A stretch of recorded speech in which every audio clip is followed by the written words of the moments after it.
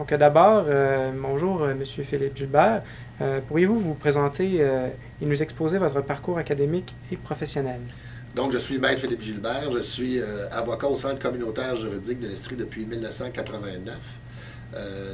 Depuis 1989, j'occupe le poste d'avocat. Depuis décembre 2012, je suis directeur de la section jeunesse et criminelle du Centre communautaire. Donc, je suis avocat. Principalement, il faut être avocat pour pratiquer le droit au Centre communautaire juridique ou dans tout autre centre. Pour devenir avocat, c'est simple, il faut étudier 3 années au baccalauréat à l'université, donc baccalauréat en droit. Par la suite, vous devez compléter une année d'études à l'École professionnelle du barreau du Québec. Par la suite, vous devez compléter un stage de 6 mois, au terme duquel vous allez être assermenté comme avocat, ce qui vous donne le droit de pratiquer dans le champ de compétences que vous souhaitez pratiquer. Merci. Et maintenant, pourriez-vous nous exposer l'historique de l'aide juridique? En fait, l'aide juridique, principalement, a été créée en 1972 au terme de la loi sur l'aide juridique.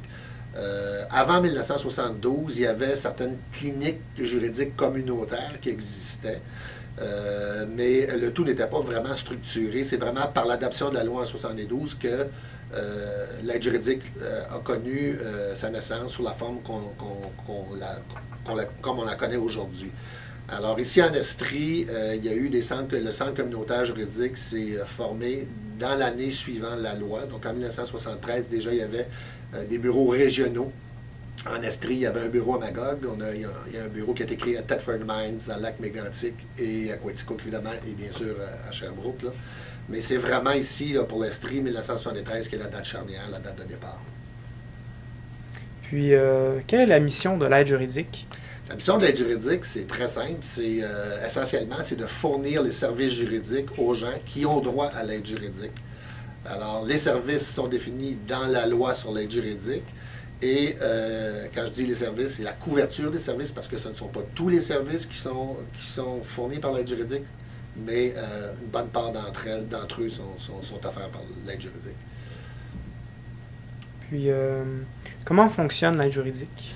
L'aide juridique, pour expliquer ça sommairement, premièrement, pour avoir droit à l'aide juridique, vous devez vous classifier sur le plan économique. Donc, c'est une première analyse qui se fait sur le plan des revenus, des biens et des liquidités de chaque personne. Il y a des tarifs qui sont établis, des barèmes d'admissibilité, comme on appelle, et il faut se classer. Donc, les barèmes peuvent aller d'une personne seule à une personne seule avec enfant, un enfant, 2 enfants, 3 enfants et plus, jusqu'à un couple avec un enfant, 2 enfants, 3 enfants et plus. Donc, ce sont des barèmes qui sont vraiment calculés à partir du revenu brut de l'individu ou de la famille. Deuxièmement, au niveau de l'admissibilité, il y a également la couverture, comme je vous ai mentionné il y a quelques minutes. La couverture à l'aide juridique, ce n'est pas tous les services qui sont couverts à l'aide juridique. Il y a un certain nombre de services qui sont prévus à la loi. Donc, pour évidemment bénéficier des services d'un avocat à l'aide juridique, encore faut-il que le service qui est demandé soit couvert par la loi. Alors, ce sont les 2 façons principales de se classifier à l'aide juridique pour avoir droit au service d'un avocat de l'aide juridique. Une fois que le bénéficiaire a droit à l'aide juridique, donc c'est classé au niveau de la couverture économique, de même que la couverture du service offert, le bénéficiaire a le choix. Au Québec, c'est un régime basé sur la mixité. Donc, le bénéficiaire a le choix de choisir l'avocat par qui il veut être représenté. Ça peut être un permanent de l'aide juridique, donc ça peut être un des avocats qui travaille pour le réseau de l'aide juridique, comme ça peut être un avocat de pratique privée qui va accepter de faire le dossier du bénéficiaire à même un mandat d'aide juridique. Donc, c'est vraiment un régime de mixité qu'on a ici au Québec. Très bien.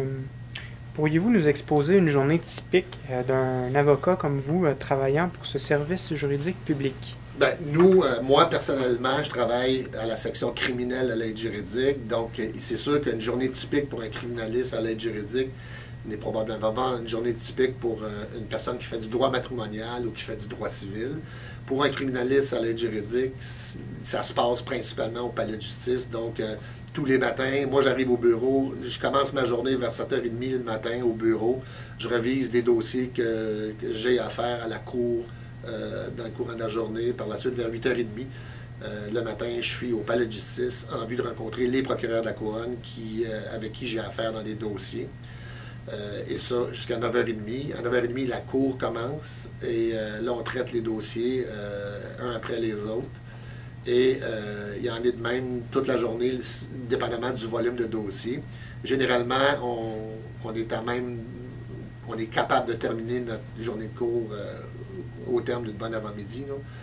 À ce moment-là, l'après-midi est réservé pour rencontrer des clients au bureau, préparer des procès ou des enquêtes préliminaires, des enquêtes de cautionnement. Donc, essentiellement, on passe les journées un peu sur ce modèle-là quand on est criminaliste. Maintenant, on a aussi une particularité à la section criminelle du Centre communautaire juridique de l'Estrie, c'est qu'on doit assumer un service de garde 24 heures à tour de rôle. Donc, selon un échéancier préétabli, donc à tous les 4 ou tous les 5 jours, on assume 24 heures de garde qui commence dès la fermeture du bureau jusqu'à l'ouverture du bureau. Alors, en gros, c'est le mode de journée auquel on a à faire face.